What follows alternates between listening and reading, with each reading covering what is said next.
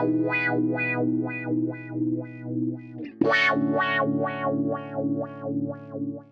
my name's Keith Brooks. I'm a nerd, actor, fat guy you probably haven't heard of, but thank you for clicking on the link, and welcome to a new series. Not only a description of this show, but the name of it as well. So let me explain what the fuck it is that you just clicked on. What I want to do is I want to break down different franchises of films, series of films and television collections, tell you about them, what they're about, what's all connected, what's good, what's bad, interesting information. I think you should know what the fuck is my hair doing. Really, it's just an excuse for me to watch movies and try to practice editing a little bit more. So for our very first episode, we're going to kick off with one of the most popular dystopian franchises of all time. We're going down under with Mad Max. Welcome to the Thunderdome, bitches. Yeah.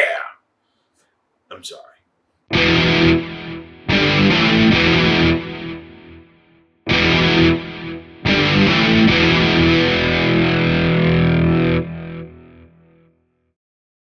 Mad Max consists of 4 feature films, an alternate version of one of those films, a couple of tie-in comic books, and 2 video games. We're going to ignore the video games for the time being. Maybe one day I'll come back to them and that'll be, when I have more weed. Released in 1979, the feature film directorial debut of the guy who brings you Happy Feet 1 and 2. It stars Braveheart and nobody else you're gonna recognize. Maybe this guy, who plays in the film the villain Toe Cutter, and would later go on to play Immortan Joe in the 4th film of the franchise, Mad Max Fury Road. I know already you're gonna have a lot of questions about continuity. We'll get to those later. Alright, so the film is set in Australia, and if you watch the film, that's very apparent. It is the single most Australian thing I've ever watched in my life. Like, I felt like Paul Hogan was going to show up with Vegemite for me at any given moment. It's set in a not too distant future that's really not specified, but the film itself is shot in the 70s and based on a 1973 oil crisis that was happening globally, but affecting Australia specifically as well. It features Max Rockatansky, which is our main character, that is the Mad Max, which could be angry, could be crazy. Mad has a lot of definitions. Rockatansky, the name itself comes from Sir Rockatansky, who developed the procedure with which we take organs out of bodies during the autopsy, because George Miller, the director, was a fucking doctor, and was like, fuck that, I'm gonna make movies about crazy people in the desert. So Max is a police officer, or the MFP, which is like the police force of this not quite post-apocalyptic, post-apocalyptic. They all dress like they're members of Judas Priest. And that's the thing, is this movie takes place before any nuclear explosions or anything. Things are just kind of shitty. They're not super shitty, but kind of shitty. The movie starts off with this big police car chase against this guy named the Knight Rider? Is that his name? Or am I just thinking of David Hasselhoff? And I guess Knight Rider is not too unique of a phrase. I mean, somebody had to use it eventually. But this is where we first see the famous Mad Max car, because there's all sorts of like car chases at the beginning of the movie, and it's wrecks and just all sorts of destruction and shit. And there's a moment where it's like, I think it's a guy walking a baby. Take a baby for a walk on a leash. No, this guy with a stroller, he's about to get hit by a car, and at the last minute they swerve and it saves him and the baby, and shit's kind of crazy. But the MFP, they wind up killing the Knight Rider, and there's like cheers and all that stuff across the board. Max goes home to his wife, Jessie, who plays a saxophone solo for him. Not even fucking making that up. They have a baby boy named Sprague.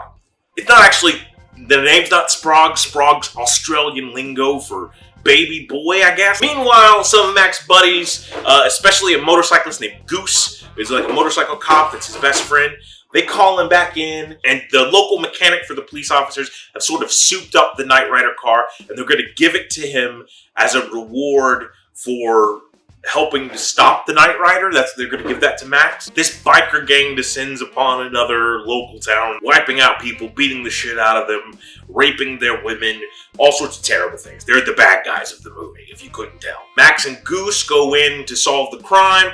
They grab one of the guys, I think his name's Johnny Boy, but when it comes time for the town to testify against Johnny Boy, nobody shows up because they're terrified of this gang, and their the leader of the gang, the leader of the pack, Toe Cutter, which is like the most Australian fucking name I've ever heard in my life. And I'm sure toe cutter is some sort of slang for like sandals or something. So nobody's willing to testify against Johnny Boy. Johnny Boy goes free. Goose loses his shit and beats the fuck out of Johnny Boy. The gang wants revenge, so they sabotage Goose's bike. Goose gets in a truck to haul his bike away. They sabotage that or something like that. He wrecks. He gets trapped in the truck. Then Johnny Boy and Toe Cutter set him on fire. Max sees this and is like, fuck this, I don't want to be a part of this anymore, I'm going to quit the force. So he goes to his, for some reason, his shirtless chief of police, who's watering plants in an abandoned dark building, nipples. For some reason, he convinces Max to just take a vacation with his wife and the child, Sprague. So they go on this lovely vacation in like a station wagon, which is not where I thought this movie was going to go. They buy a dog. The dog's kind of cool. There's this theme in the Mad Max franchise of just animals. Like people having animals as like sidekicks, which I'm totally down with. But it makes me so nervous for the animals because most of these movies are based on car chases. And so I'm wondering the entire time, where's the fucking dog? Where's the fucking monkey? Yes, at a point Mad Max gets a fucking monkey. But the entire time I'm just worried about the animals. Anyway, they're on this vacation, they're having a lovely time. They need to get a spare tire replaced or something like that. Jesse and Sprague drop Max off at a mechanic's. They go to get some ice cream. That's right, in this post-apocalyptic world, there are still ice cream shops open. While they're getting ice cream, they run into the gang, Toe Cutter, and all those guys. And they try to assault Jesse. Jesse knees Toe Cutter in the crotch. They escape, they go pick up Max, and they fuck off to this nice farm. So they're hanging out at the farm with this old lady and this mentally handicapped guy. They're having a lovely day. Jesse goes on a walk through the woods. I think she's gonna go swimming or something like that. And then when coming back through the woods, she runs into Toe Cutter and the gang. Holy shit, she gets scared as fuck. She runs out of the woods, she's screaming. Max runs into the woods to try to go find these guys. He finds the mentally handicapped guy. I think they team up. Jesse gets scared. She grabs the baby with the old lady. They get into a car and they start driving away. The car goes dead. The motorcycle gang is chasing them. And Jesse and the baby get out and they start running for their lives. And they're running down the highway and the motorcyclists are coming for them. And we're reminded of the beginning of the movie where the baby was in the stroller walking across and we're like, well, surely they're not going to kill the baby. They already played this trick on us once. But no, they fucking kill the mom and the baby with motorcycles. And it's terrifying.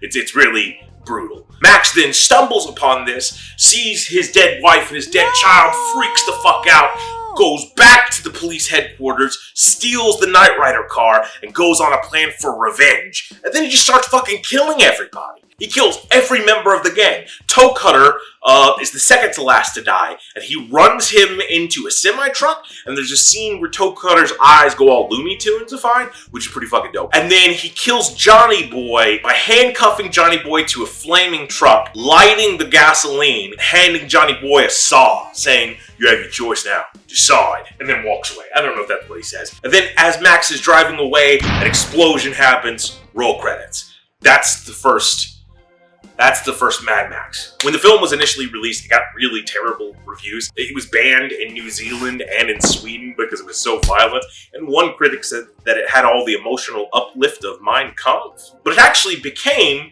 the most profitable film of all time. This is factored in by how much the movie cost versus how much it made, and that margin, you know? So if a movie made, you know, it cost $1.55 to make this film, but it made millions and millions of dollars. That's a huge margin of difference, thus making it the most profitable film of all time, until the Blair Witch Project. So when the movie was initially released, it was released worldwide, even here in the United States, but it was released with a dubbed version because they felt that the Australian accents were so thick that nobody would understand them. So even Mel Gibson was dubbed over, and they changed some of the phrases and dialogue because they thought it was so, well, too Australian. Like, did you know fucking ute is the Australian term for truck? I don't really, that's okay. But still, the movie wasn't super successful when released here in the States. The rest of the world went crazy for it, and obviously now it's become a cult classic. George Miller said that with this film, he wanted to create a silent movie with sound, meaning that no matter where you were from, he wanted you to be able to watch this movie and understand exactly what was happening. He's also said that he's not a really big fan of Mad Max, the initial one, because he felt he was constricted by the budget. I'll say for the goods and the bads of the movie itself, to me, the constriction of the budget, you don't really feel it. I feel the movie's kind of dated, but it still flows really fucking well. The camera movements are great throughout the movie. It is super fucking violent. It's not as violent as it will become, but that's the thing, is like in this movie, you can tell the things that George Miller is interested in and that he's working towards. Obviously, the car porn is everywhere in this film, but he also has this petulant interest in deformity or in oddity. So you have two characters in this specifically. You have the mechanic who has a hair lip, a limp, and an accent and is slower. And then you have a mentally handicapped farmhand that works on the farm that, you know, before the penultimate scene of Jesse dying and all that shit. If you're only familiar with the later three movies and you go back and you watch this one, there's gonna be like this discombobulation because this is not the apocalyptic world that we know of from that other movie. Like if Mad Max Fury Road is Jack Daniels, then Mad Max, the first one, is kind of a LaCroix. There are two musical numbers in this film, so I just want you to be aware of that. There's a saxophone number and there's a scene where they go to a club. My favorite scene in the entire film is when Max is trying to get his revenge. There's a moment where they have him in the middle of the road and they shoot his kneecap out from under him and run over his arm. Now, that's a brutal, brutal thing, but my favorite part of the entire movie is a shot from behind as Mel Gibson's getting back up and he's trying to walk and he's implementing all of these injuries he just got into his movement, and it's fucking awesome. Mad Max is sort of just the Crow meets Taken meets an Aussie accent. Mad Max 2, The Road Warrior, still directed by the guy that was going to do Justice League Mortal. It stars John Smith from Pocahontas. And the only other person you're really going to recognize is a guy named Bruce Spence, who in this plays the gyro captain. Not gyro like a snack, because that's called gyro. That's not even pronounced right. What the fuck are you thinking? But Bruce Spence, the guy who plays the gyro captain in this movie, will also be in the next movie playing a different character by the name of Jedediah, but we'll get to that in a second because fuck continuity. And spoiler warning, a dog dies in this film. The bad guys kill the dog because they're bad guys. That's what bad guys do. Good people don't kill dogs. That's the takeaway from all this. The movie begins with a recap of the first Mad Max, but this world is drastically different than the Mad Max we had before. Mel Gibson's back as Max, still driving the Knight Rider car, not the one that talks to him, but the one from the first movie. He's still got his leathers on, but now they're all fucked up and he's got like half a Reed Richards in his hair. And there's been some sort of post-apocalyptic event, like a nuclear war or something has happened. The vast majority of the land is desert. I vaguely remember watching this in the third one when I was a child, and I just assumed this was what Australia was like. Max has a confrontation with this group called the Marauders, and the Marauders are all like cyberpunk 2020 characters, but they actually work. You don't have to ask for your money back. It's fucking mohawks, leather, chains, asses hanging out, like a left nut hanging out, just intense shit. So he initially runs into this baddie named Wes, who has like a mohawk and all that shit. He's just a violent person. Max gets away. He's looking for gas for his car. He runs into the gyro captain, who has a trap with a snake. But he takes the gyro captain and he takes him as a prisoner. Max has his dog trained to blow this guy's brains out. It's a really awesome scene. The gyro captain tells him there's this village nearby that has gasoline, or guzzling they call it. They go to scope out this like little village, and when they're there, they see this attack happen.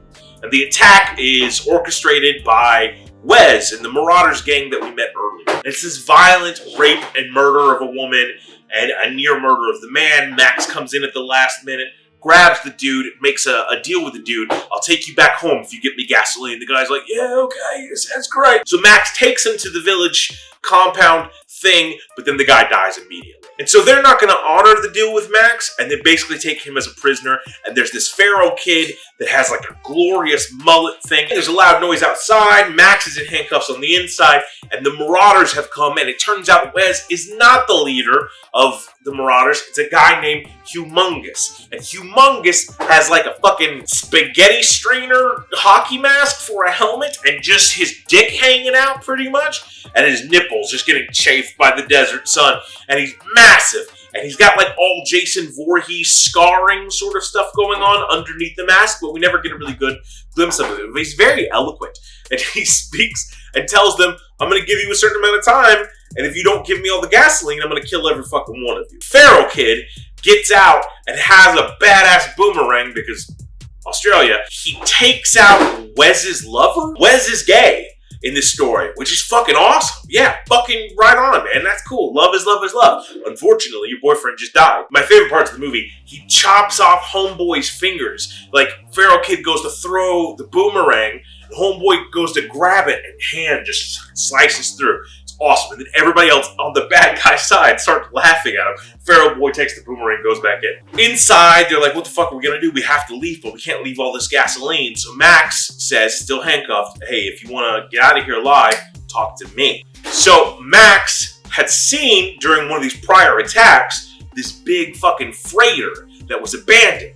So he thinks he can go get the freighter, fix it, bring it back, get the gas. And in exchange, he's like, give me my car back that you stole from me, let me go free, and give me as much gasoline as I can carry. So Max goes out on foot to go get this big rig truck. Feral Boy comes with him, and the dog comes with him too. He grabs Gyro Captain guy. Feral Boy goes back home at a certain point, I think. The dog dies. Max gets the fuck beat out of him. They chase him back into the compound. Buddy has the truck. The Marauders attack the compound. There's like a flamethrower fucking gun. That's fucking awesome. There's just all-out onslaught attack. They drive the Marauders back, and then it becomes the car porn stuff that you come to expect from a Mad Max movie.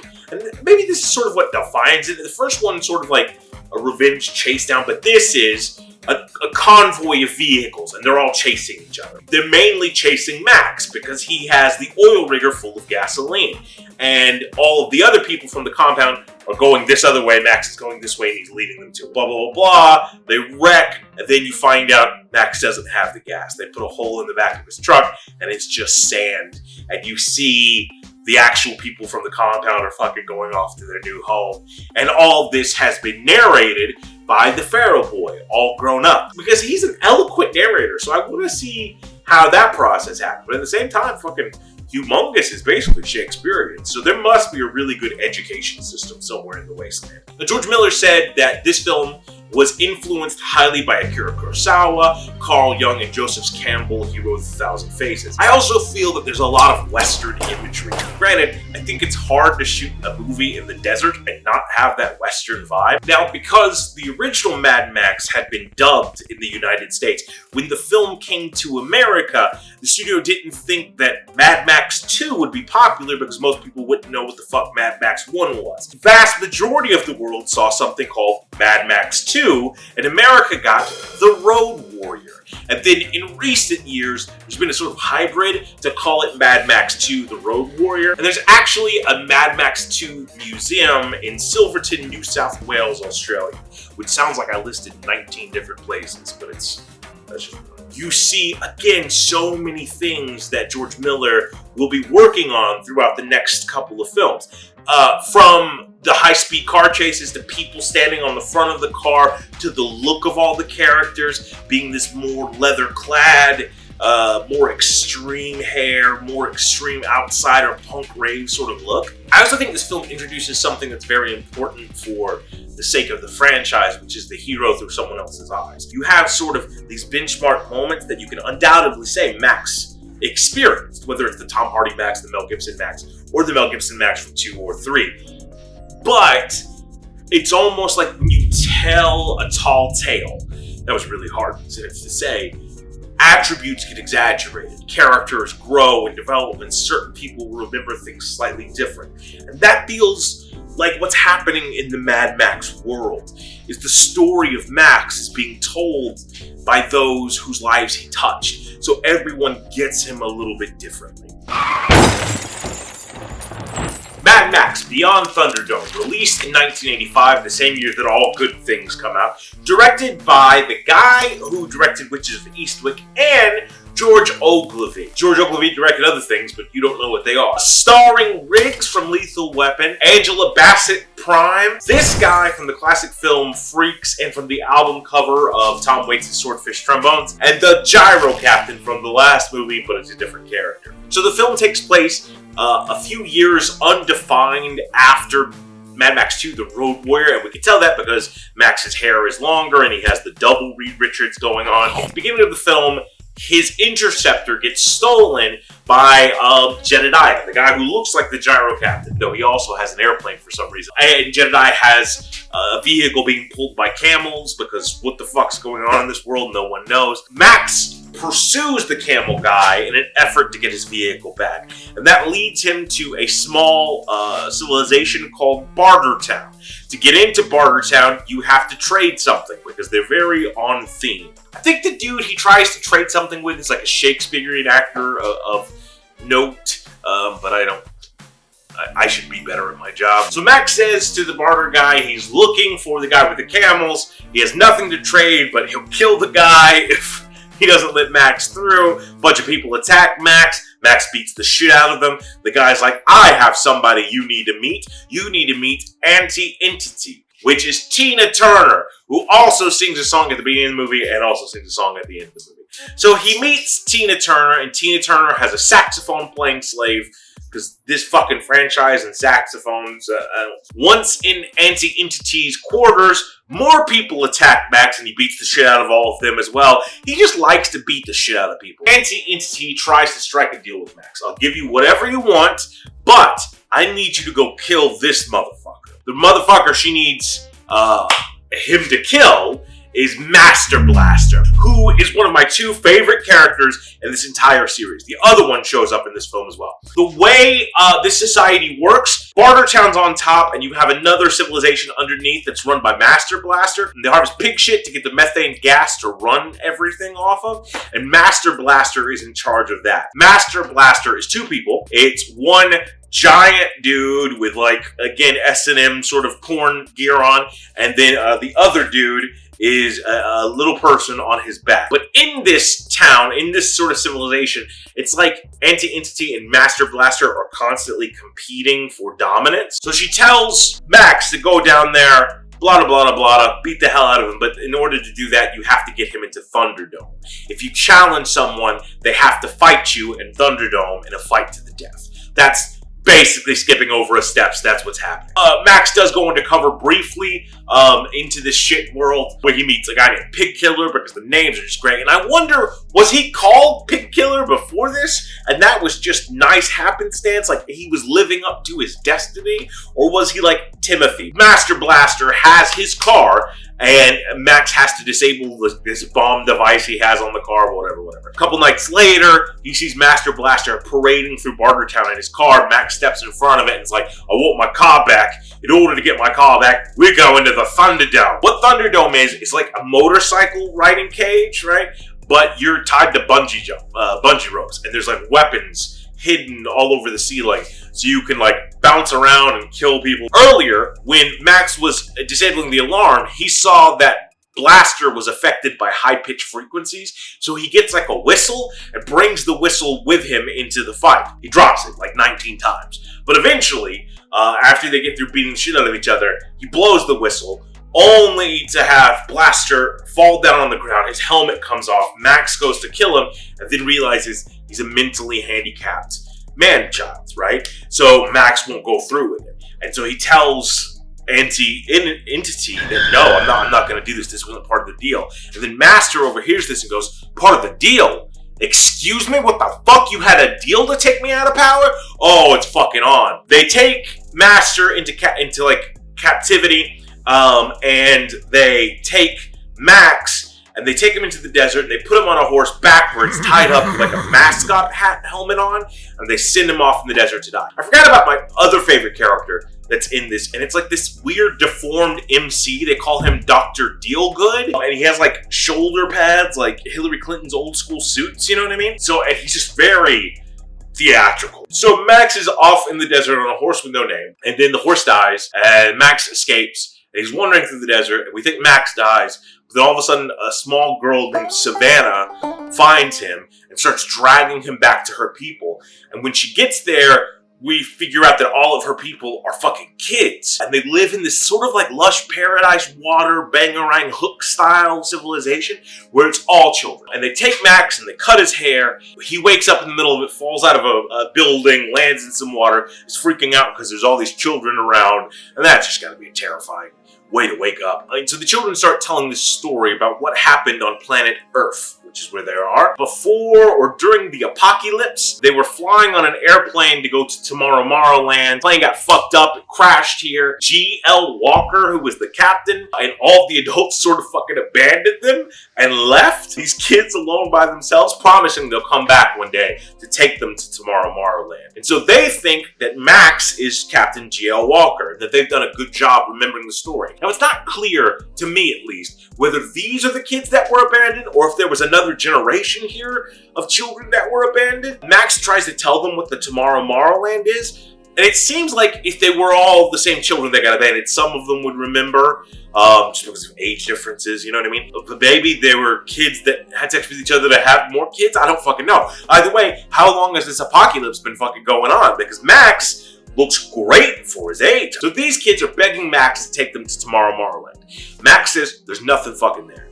Everything's been destroyed. The closest thing you can get to is Bartertown, and you don't want no fucking part of Bartertown. The kids are like, fuck you, Max, you're not our real dad. And he's like, I know. Shut the fuck up, go to sleep. And in the middle of the night, some of the kids who don't want to believe Max escape. And Max feels obligated to go back and fucking find them. So he goes and he finds some of these kids. One of them gets caught into a sand trap, like quicksand thing, and dies. And so Max is trying to take the other kids to try to find a place for them to go, all that stuff. And they wind up going to Bartertown fucking anyway. And they go to Bartertown, they run into Pig Killer and Master.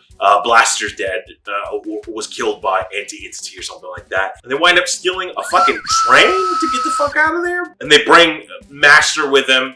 I think Pig Killer dies on the way. At some point in the story earlier, Max had a monkey. One of the kids keeps the monkey, and then I sort of lose sight of where the monkey goes. But Anti-Entity realizes that all the power in Bartertown is going out, and these explosions are rooting from underground. And then she sees, oh fuck, that train is moving. I need to get that train. So she starts fucking chasing Max and all these kids through the desert. And it's exactly what you would expect. An intense Mad Max car chase scene, but this time it has a fucking train. It's like a train truck, I guess you would say. So in the middle of the desert, Max runs into Jedediah, the guy who is not the gyro captain, but does have an airplane, and convinces him, hey, you need to help us get all these kids in this plane, and we're gonna take off, right? So they start to do that, but then they realize they don't have enough fucking room to do that, right? They don't have enough room to get off, and all the baddies are right behind them. So Max is like, I'll stop them. So Max serves as a decoy while they fucking fly off into the great blue yonder.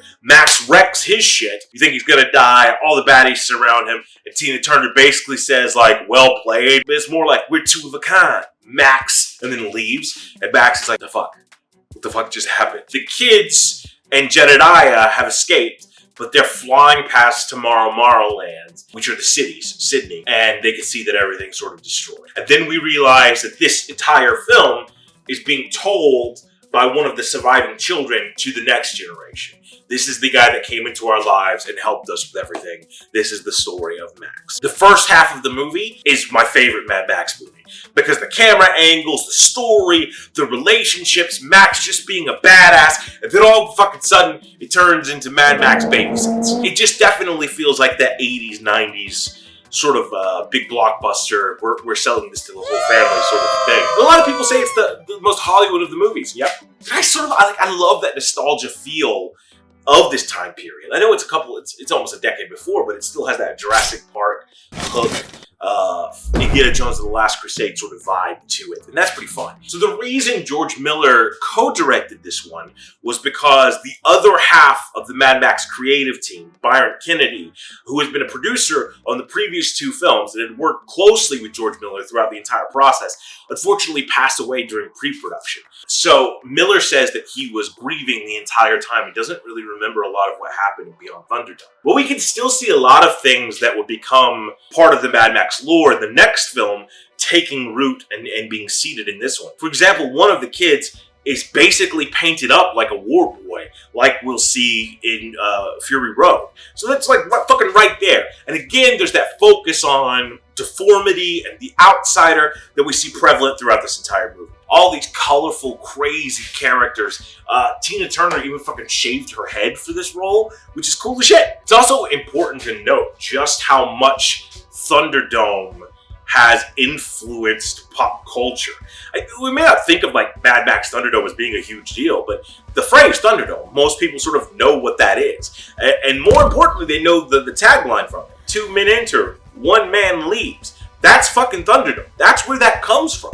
What a lovely day! Then in 2015, Mad Max Fury Road, directed by the guy who directed Babe, Pig in the City, starring Bane, Oscar Award-winning Eileen Wuornos, who's also an extra in Children of the Corn 3, Younger Beast, Younger Stryker from X-Men, Toe Cutter, Catwoman, Elvis Presley's granddaughter, this lady from Lovecraft Country, this chick from Transformers, and Ozzy from The Walking Dead. So the story of the film is we see Max, a younger version of Max than we had seen before, but this supposedly takes place after the last movie. But now Max has his hair grown out. I think he has a beard. I don't know if he has a beard. I just automatically assume everyone has a beard because I have a beard. That's weird. That's a weird bearded privilege I have. But Max has gone a little crazy, sort of taking that mad part to heart in this movie, at least at the beginning of it. He's seeing visions of a small child and an Aboriginal man. We'll get into who they are later. Max gets captured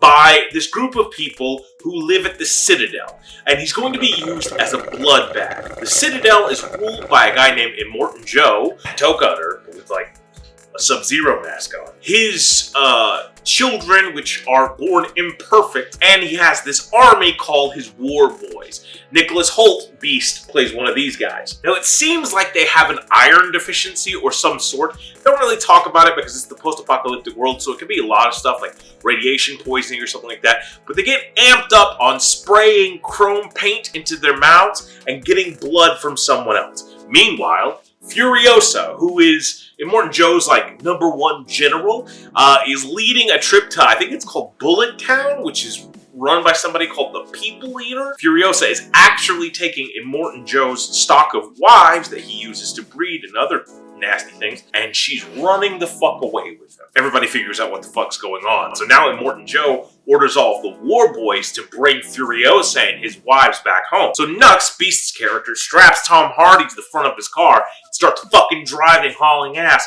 trying to get Furiosa for the glory of Immortan Joe. So it's this all-out fucking car chase trying to capture them. Meanwhile, Tom Hardy is strapped to the front of a car with a Hannibal Lecter mask, right? Furiosa, to avoid everybody, goes into this sandstorm that also has electrical properties, and it looks like it's protecting King Kong and Skull Island. And nobody else will go into it except for Nux. But then he fucking wrecks. And he's chained and IV'd to Tom Hardy's character, Max. Max wakes up. He grabs an unconscious Nux, puts him on his back, walks and finds this tanker, this war rig that Furiosa has been driving, but it's stuck. There's like a little gun exchange. He goes to steal the truck, but realizes he can't drive the truck, so he needs the ladies. Basically agrees to go with them. They're going to some green place that she knew when she was a child because it's where she was from, and they're just going to leave Nux there because fuck him, I guess. I don't know. More chases. Turns out that Nux is actually in the truck. Immortan Joe almost catches up with him and kills one of the brides. There's some guys named Buzzards or Vultures or something. They're spiky motorcycle guys. That's all I know. They get to the supposed green place where Charlize Theron's character is from, but turns out the green place is no longer in existence. So they've come all this way for no fucking reason. Why not go back to the fucking place that has the water and take it back? So that's what they do. So the third act of the film is just driving back the way we came and fucking up Immortan Joe and all of his people. And they rip Immortan Joe's face off. Like, face off. Everybody's injured, I feel. I feel everybody at least has a stub toe. They get back to the Citadel. They reclaim it. Water for everybody. And Max wanders back into a crowd to be gone forever. Originally, this movie was supposed to happen immediately after Beyond Thunderdome with Mel Gibson as the star. And Mel Gibson was attached to star for a long time. Literally, George Miller was trying to make this movie from 1987 to 2012. But shit just kept going wrong, including multiple wars stopped this movie from happening. At a certain point, Mel Gibson got into a lot of trouble for, being anti-Semitic. Miller decided he would have to replace Gibson. His first choice to play Max as a replacement was obviously Heath Ledger. Sadly, Heath Ledger passed away, and the part went to Tom Hardy. But there reportedly was a dinner where Tom Hardy and Mel Gibson talked about the character, and Mel Gibson walked away going, Tom Hardy's fucking insane. For a brief period of time, when the film was still in development hell, George Miller had considered making it an animated film. There's a couple of interesting things that George Miller does here as far as camera work within the film itself. So frame rate is how many frames you see per second. So you can generally have like 24 frames per second or 30 frames per second. Those are generally the two that you'll see most often. But in this, it's almost every single shot has a different frame rate. So it gives you this jittery, almost animated, insane feeling while you're watching the film. In addition to that, sometimes the speed is ramped, meaning slowed down or sped up, either way. Since the movie had this entire theme of female empowerment and what it's like to be a victim, George Miller decided that he needed an extra voice to make sure that he was stepping in this very sensitive area in the exact right way. So he brought with him on the project as a consultant Eve Ensler, the author of the Vagina Monologues. Now there's one official alternative cut of the film and a second supposed one. The first one is a black and white version of the film called Mad Max Fury Road Black and Chrome. And the second one is this rumored silent movie version of the film that George Miller has shown to friends but hasn't been released to the public. When the film was released in theaters, it was a success. More successful than any other Mad Max installment, yet was never #1 in the box office. It was actually beat by Pitch Perfect 2. And Vertigo Comics also released 4 comics to tie into the film. One that told you the origin story of Nux and Immortal Joe, one that told you a story from the life of Furiosa, and 2 that centered on what Max was doing right before this started. In that story, you find out that Max went to something called like the Super Thunderdome or the Thunderdome with cheese. I don't know, something like that. And he wins with the help of this lady whose child was stolen by the buzzards, the spiky dudes on the motorcycle. He tells this lady, I'll help you in return. I'll go get your kid. Kid's name is Glory. Max goes and he gets the kid, drops the kid off with the mom, and then is like, all right, peace, I'm gone, and leaves. But just as he's leaving, the buzzards show up on their motorcycles and run over the lady and the kid, sort of mirroring what happened to Max in the very first film. So the child you're seeing throughout the film, during the flashbacks, it tells him to do this shit and all that, that's not Max's child, that's this Glory child. And as far as the ghost he's visited by, of the Aboriginal man, I have no fucking idea. No idea who the fuck that is. So, to me, Mad Max Fury Road is the film that George Miller always wanted to make. And that every Mad Max feels like it was stepping up to this or ramping up to it. You see the fruition of so many of his different ideas, whether it be people in the front of cars, the absurdity of the characters, this post-apocalyptic, deformed world, the quest for perfection, imperfection making us more appealing. And you see the madness of Max. So that, to me, makes it sort of his crowning achievement. It's his masterpiece. It's the thing he's always strived to create. I watched this movie, and it makes me so fucking tired. I'm exhausted after watching this movie, because it doesn't fucking stop. It just keeps going, and it's crazy. So, the Mad Max franchise went on to influence and inspire Fist of the North Star. Final scene from the first movie went on to be the impetus for the entirety of the movie Saw. There was an homage episode of Mad Max in the Ben 10 Omniverse show, Teenage Mutant Ninja Turtles, the 2012 Nickelodeon one, Lego Movie, the second part, the Rugrats episode, a Rick and Morty episode, Tank Girl, Waterworld, the entire Fallout franchise, an episode of the show Reboot, which was written by Brendan McCarthy, who would help George Miller write Mad Max Fury Road. It's all connected. South Park Weird Science has a crossover episode where the character of Wes comes into the Weird Science world, which I guess means Weird Science is a fucking part of Mad Max, which means I should have watched fucking Weird Science. God damn it! The video, California Love by Tupac and Dr. Dre. Farrah and Tor, the characters from Mortal Kombat. The Wrestlers, the Road Warriors. And there are even conventions that are themed after the Mad Max franchise. The most popular is Wasteland Weekends in Edwards, California. But overall, I think this franchise is important to cinema because it introduces us to the visions of George Miller, who I think is a fucking fantastic but crazy director, and Mel Gibson, for better or worse. Look, I can't really say anti-Semitic stuff aside, because that's not something you should put aside, but Mel Gibson's been in some of the most important movies in history. I grew up watching the guy.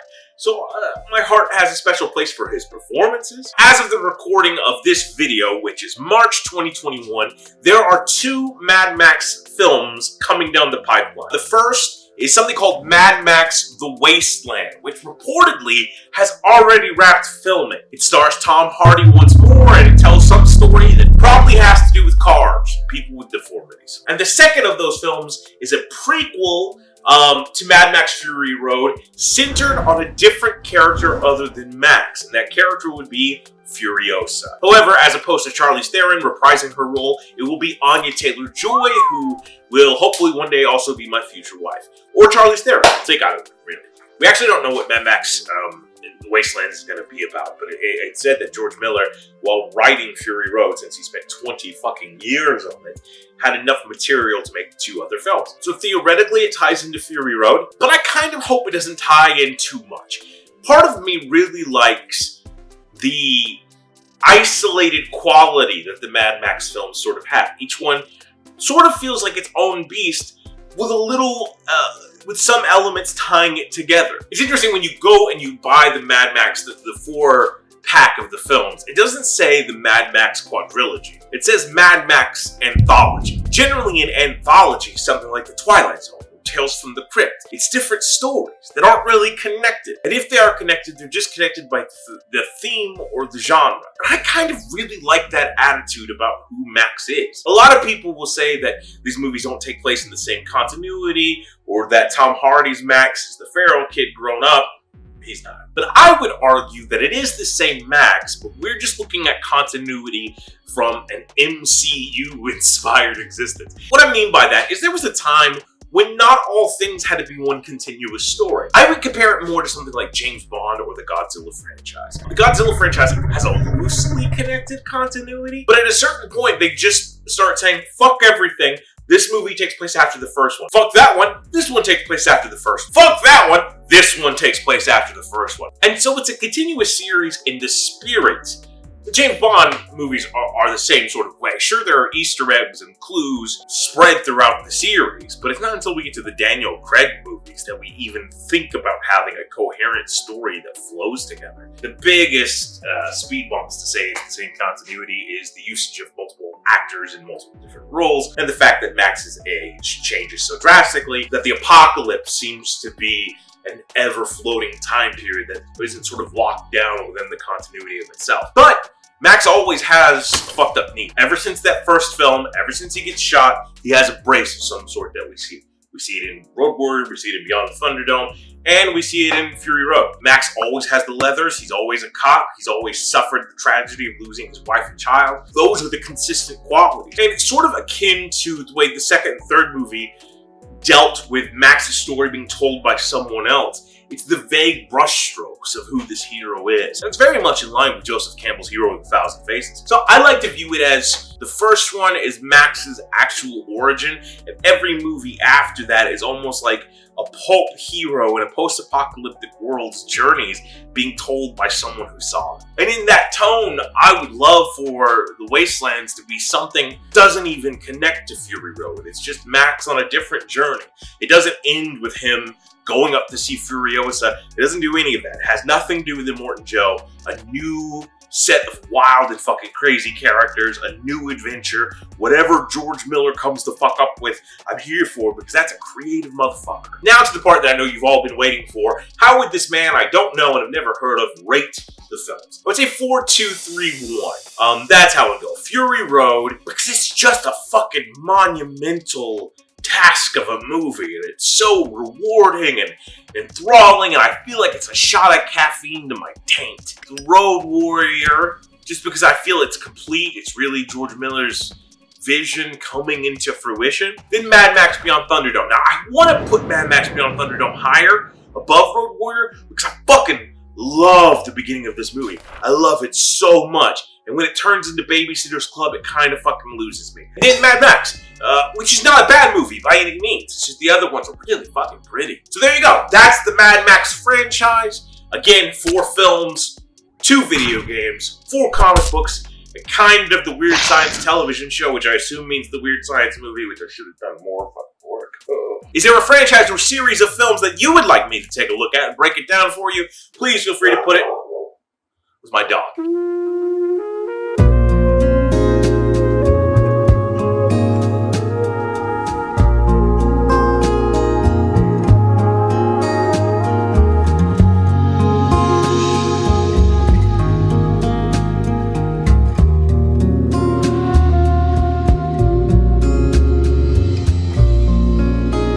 of the